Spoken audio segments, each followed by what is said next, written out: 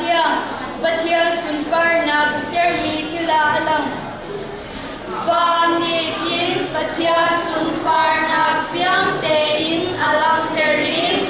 atwa mi tilka fiang te in akan musa sungi ahun chang tu chun sinakhan asim in san song mi ahun chang tu san sinakhan anol ve bia si se ho si se an mang lo o thong song se man the ahun lo asina in an o chu bolei khwal sakipa athang in ambia chu van sham deng aphan boy ba ni chu na kim tham sak pia in nupi chi tam fal in ahun swa an in ahun swa tik ai swami tik swamna ki an hun swa an tu kin ahun swa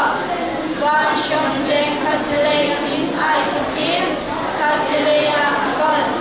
alin na ki ai tu khau ni tu se man atun no boy pa no pia boy pa hun chu achat ati nuna karbe tu asir boy pa hun chu natyan ina be tu asir boy pa hun lam su aman ni ansir chu pun lam azung ni su anung ailo anol bia su din na leya anin mi ansi im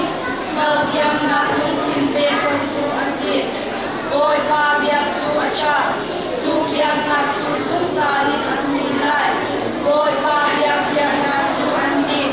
sung salin amam mi ansi sui na in de o ansi sui tiam mi kun na kun de o ansi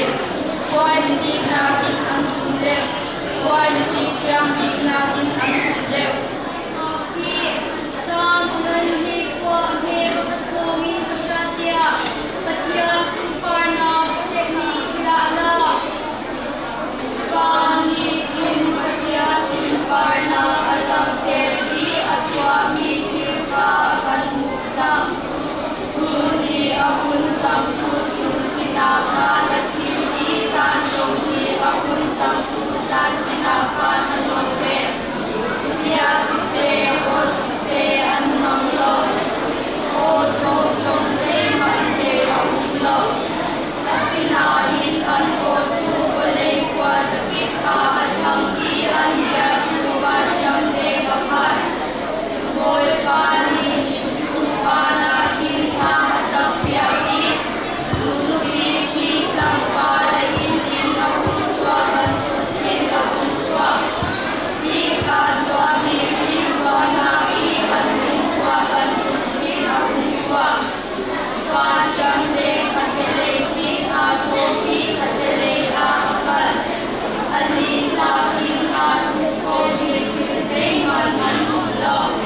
boy pa no pia boy pa kun chu asha tate nun na kar pe tu asi boy pa no pia chu ba chan ko kata pin na ba mi pin na pe tu asi boy pa kun lam chu aman ni ansi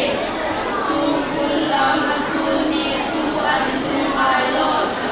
an lo pia chu tin na pe ya atin mi ansi ni al ya na run tin pe ko tu ansi boy pa pia chu acha chu pia na chu salin amun la boy pa pia na chu an ni chu salin aman mi ansi sui na pin tu te o ansi sui ya mi kun na manin tu te o ansi quality na pin an tu te quality ya mi na pin an tu te o kan chanan te pe se Jauin Ishatia Patyasin Parna